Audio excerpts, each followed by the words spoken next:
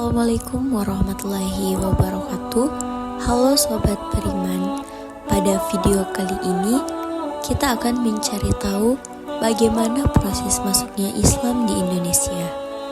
Nah, seperti yang kita ketahui bahwa Islam adalah agama dengan pemeluk paling banyak di Indonesia, yakni sekitar 87% dari total penduduk warga Indonesia. Lalu bagaimana sih proses masuknya Islam di Indonesia? Mari kita bahas bersama-sama. Para pakar sejarawan mengalami perbedaan pendapat terkait proses masuknya Islam di Indonesia. Ada 3 teori besar yang menyatakan tentang proses masuknya, dari mana asalnya, dan kapan waktu masuknya Islam di Indonesia yang dikembangkan oleh Mansur Surya Kartanegara. Teori pertama, teori Gujarat. Islam dipercaya datang ke wilayah Gujarat, India melalui peran para pedagang India Muslim pada abad ke-13 Masehi. Teori yang kedua, teori Mekah. Islam dipercaya tiba di Indonesia langsung dari Timur Tengah melalui jasa para pedagang Arab Muslim sekitar abad ke-7 Masehi. Teori ketiga yaitu teori Persia. Islam tiba di Indonesia melalui peran para pedagang asal Persia yang dalam perjalanannya singgah ke Gujarat sebelum ke Nusantara sekitar abad ke-13 Masehi. Teori Gujarat dan teori Persia mengatakan bahwa Islam masuk ke Indonesia pada abad ke-13 Masehi.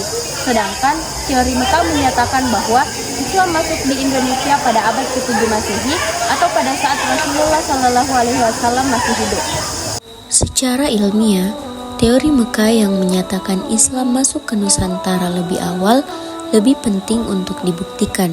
Jika bukti-bukti teori Mekah telah dianggap memadai dan ilmiah, maka teori lain yang menyatakan kedatangan Islam sekitar abad 13 Masehi tidak perlu lagi dibuktikan. Berikut beberapa uraian terkait dengan beberapa bukti yang mendukung teori Mekah.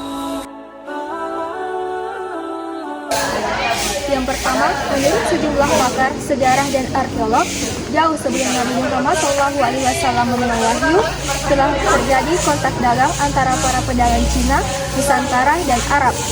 Jalur perdagangan selatan ini telah ramai pada saat itu.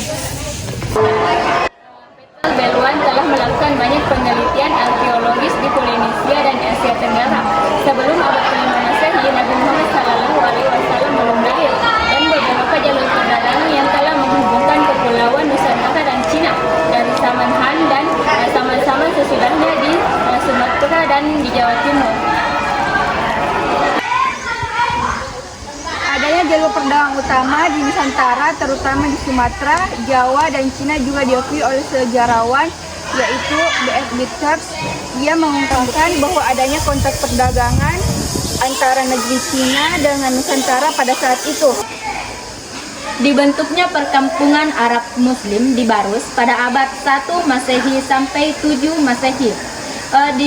Berdasarkan dokumen kuno di Tiongkok yang menyebut sekitar 625 Masehi atau 9 tahun sebelum Rasulullah SAW terang menerang. Berdasarkan buku Batu dan karya Adimasti, Barus juga dikenal sebagai daerah awal masuknya agama Islam di Nusantara sekitar abad ke-7 Masehi.